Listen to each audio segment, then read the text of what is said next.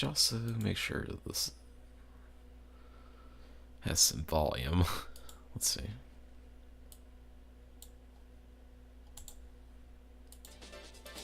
Okay. I know I started like the 5-second mark here, so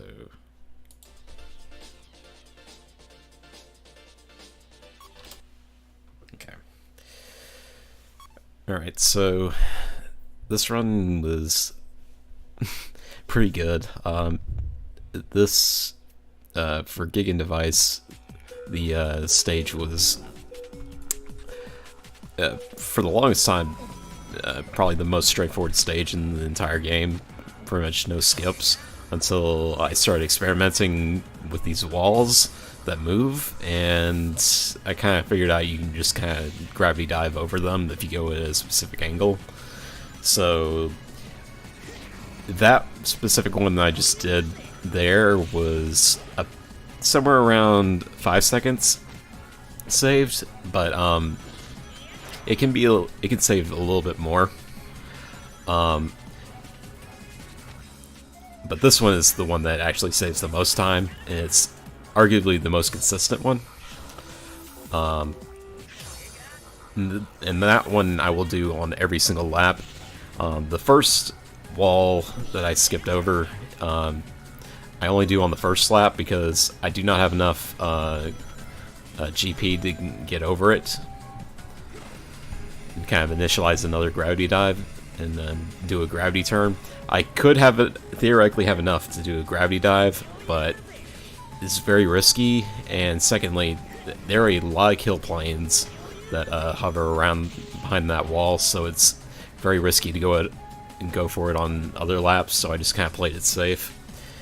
I could obviously save a lot more time just by doing that on every lap, but again, it's very finicky, and it's best to try and avoid that.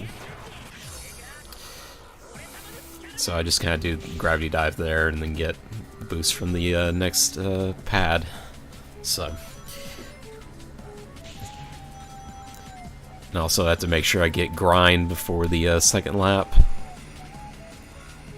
so I can get over this little shortcut. Also, I can skip over that ramp, but just so I can get enough GP to get over the wall, I have to do a trick there.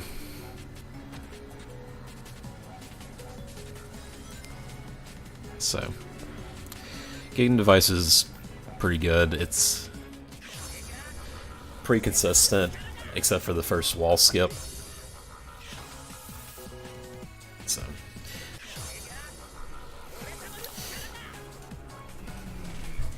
So yeah, I had 1 minute and 9 seconds left over because this is a countdown stage.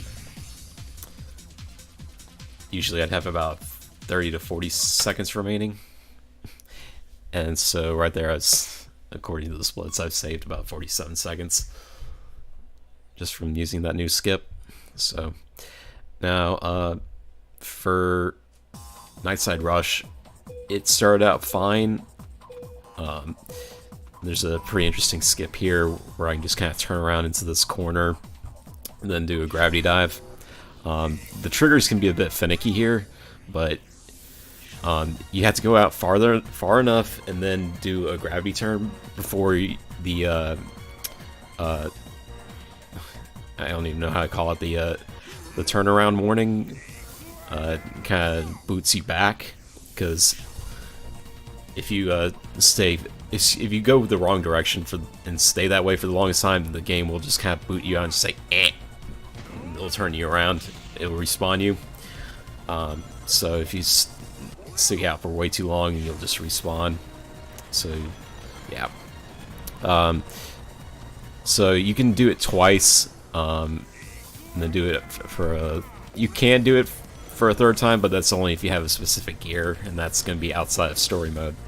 And right there, I accidentally did a gravity dive. That was because I had to adjust my GameCube controller, which I accidentally threw on the ground and forced it to unplug. because I actually had to use a GameCube controller for different stages. For Gig and Device, I actually used the GameCube controller, but for this one I had to use the Wii Remote because when I'm using a gravity turn, it allows me to turn a little bit quicker, which allows me to do the skip at the very beginning. So, yeah, I lost a little bit of time here on Nightside Rush because of accidentally starting a gravity dive. So, but yeah, 136, not terrible, but I can save around 8 seconds from doing it correctly. Alright, so this is Snowy Kingdom. I can't remember how I missed one of the lap skips. I can't actually remember which one I accidentally missed. But there's a pretty huge lap skip. Or, well, it's not exactly a lap skip, it's more of just a really huge shortcut. It just takes you back to the starting line. So, I'm going to come up right here, kind of slow down. You can actually pause buffer this, but I find it to be a lot easier. Just kind of brake and then kind of slowly inch your way up, get onto the right angle of the ramp, and then just do another gravity dive.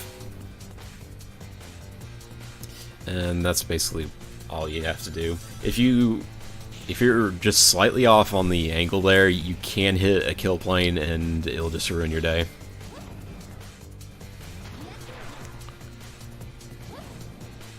So here I had to do a bunch of tricks and then start up another gravity dive because I obviously won't have enough to get up to the top there. I want to say this is the lap skip that failed, but I could be wrong. No, this is the one that actually made it through. Okay, so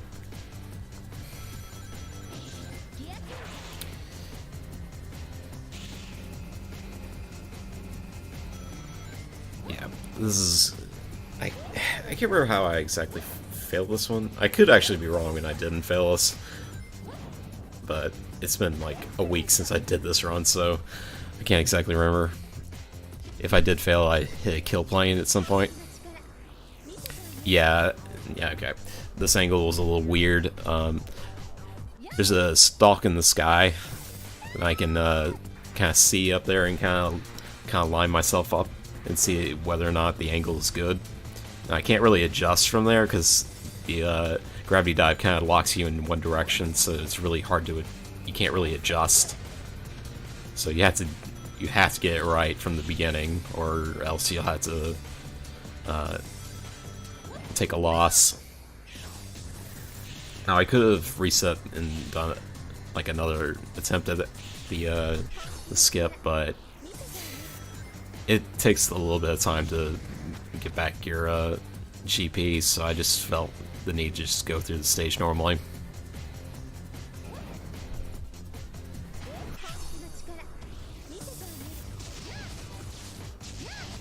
So we just do this section normally. But yeah, it's not terrible, Snowy Kingdom. But yeah. And yes, this is pod racing. So, I somehow got a gold on that. I don't know how, but I'm fairly certain I've done a lot better with that. Thanks for the good luck, even though I'm doing post-commentary here. Alright, so Sparkworks, this one went pretty well. No major issues, but honestly, I can't remember what really went wrong with this stage. It was very clean, but right here we're going to do another huge shortcut, just gravity dive. Kind of similar to Snowy Kingdom, except it's a lot more free and there's not really any kill planes to worry about. Oh, it's perfectly fine, dude. So right here I just kind of bounce on the ceiling and then I'll respawn before this ramp. That's the ideal position you want to be respawning from, so you can get a bit more GP, so you can do this gravity dive section.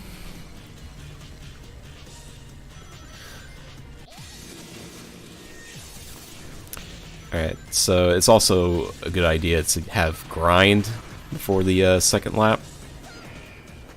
So you can kind of do this and just get some more GP for another gravity dive. Because we are going to be doing this again.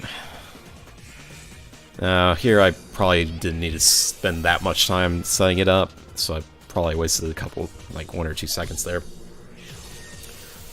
But yeah, getting gravity turn there at the right time is pretty crucial. So you can get the optimal respawn point. If you don't get it, it's fine as long as you land out of bounds into the side. Oh, that also happened. Kind of bonked on the ceiling, which can happen depending on what the objects within the gravity dive section will do. Because sometimes they'll just kind of move in a very awkward position. It'll just throw your trajectory off when doing a meteor. I forget what it's actually called. Meteor blast? I could be wrong.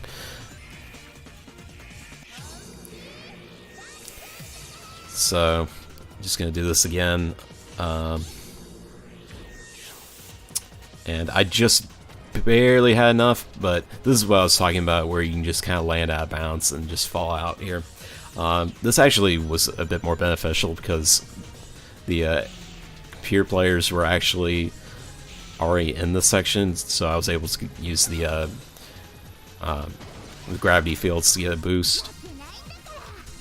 So it worked out in my favor.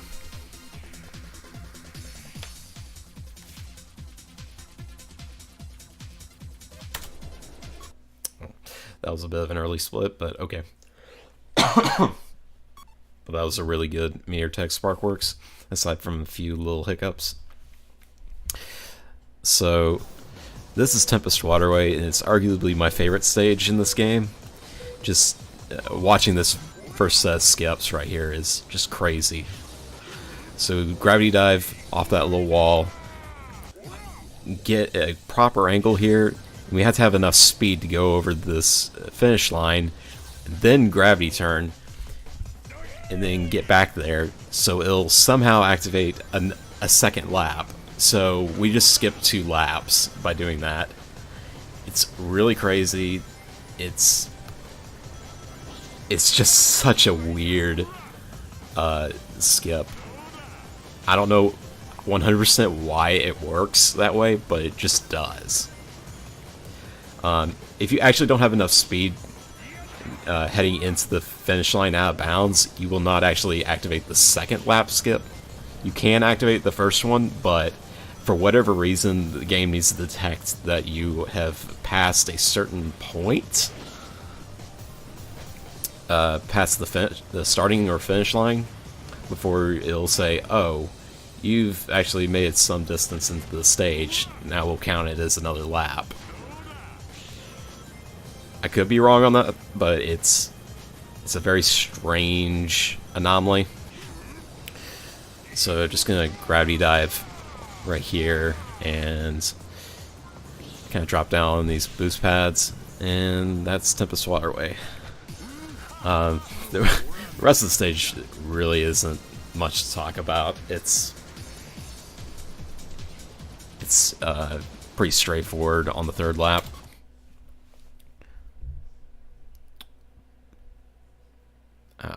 But unfortunately we can't skip it a third time,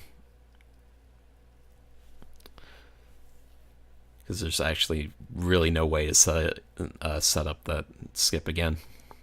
So, Security Corridor. Also a very broken stage. I mean, what stage isn't broken? Literally the only 2 stages in this game that aren't broken are Astral Babylon and Mobius Strip, which we'll see pretty shortly. But just gonna gravity dive off the ramp there, and then just do another gravity turn right at the finish line, and that's it. Just after the second lap, we have to, depending on how well you do your tricks, you have to do it once or twice. But I got an X rank, so that filled it up halfway. Just gave me plenty of GP to work with. So if you do this at the wrong angle, you can like not trigger the lap for whatever reason. I think the game, for some reason, this track also checks for height within the lap triggers for whatever reason. That I could be way off on that. This game is really hard to understand, so this is Mobius Strip, and it's kind of a boss battle, but kind of not. It's kind of hard to explain, but at the end of each lap, you have to execute a gravity dive just right, and hit all these meteor burst points, and hit this giant pulsating. I don't even know how to describe it, but you know, the stupid robot that Eggman built. Because yeah, it's a Sonic game. Who else built it? But you just hit the I think it's called Ada score.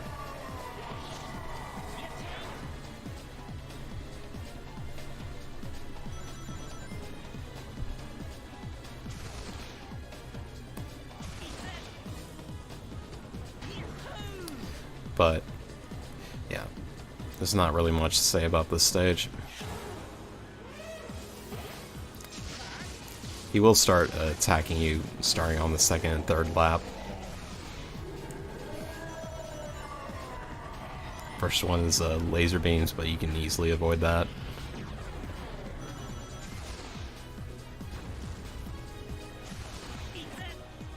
It's just really a stage of just managing your GP. Also, you don't want to take the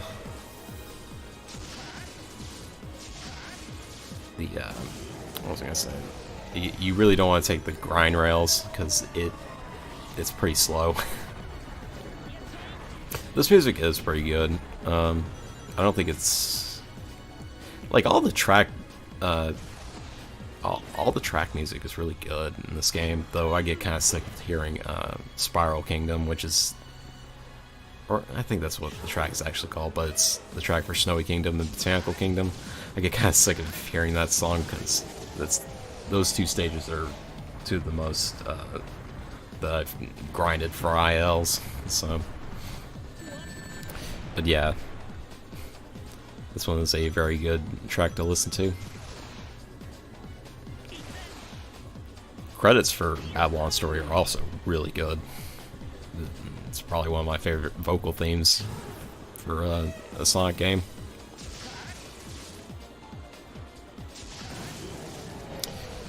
Oh yeah, there's only one more little section here for Mobius Strip, and that will be world record.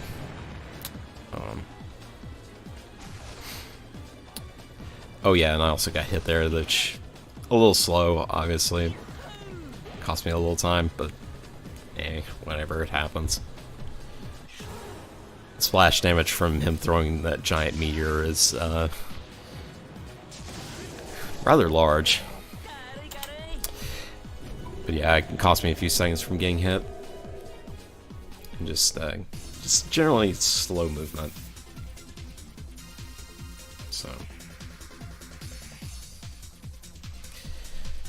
Okay, 1823 real time. That was probably a little bit of a late split, but that's fine. This game isn't really tracked in real time, so this was 1440 in in-game time when I recorded it. I think it was like Monday, I want to say. But yeah.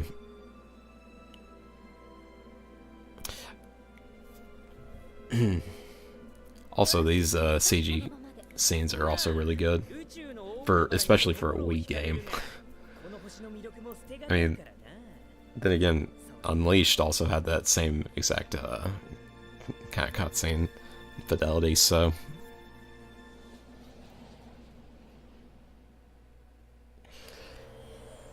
But yeah, I'm not gonna really take a break, but I needed to take care of something, so I'm gonna mute my mic and I'll let y'all enjoy the credits.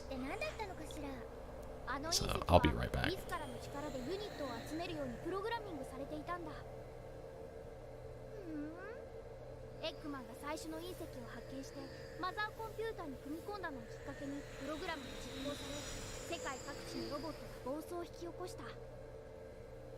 そんなところじゃないかな。そのプログラムを作ったのは誰なんだ？ごめん、わからない。バビロンの祖先かもしれないし、あるいはもっと神秘的な何か、触れてはいけない力に触れてしまった人類への警告だったのかも。しかしバビロン一族が宇な。宙人の末裔だったなんて驚きよね。彼らは大昔にこの星に不時着した。で、その時切り離したエンジンユニットがいつか地上に落ちてくることを夜空に祈ってたんだ。流れ星が落ちるたびに自分たちの星に戻れますようにって祈りながらな。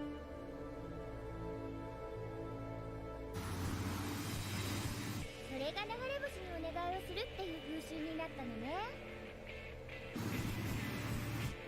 ソニック！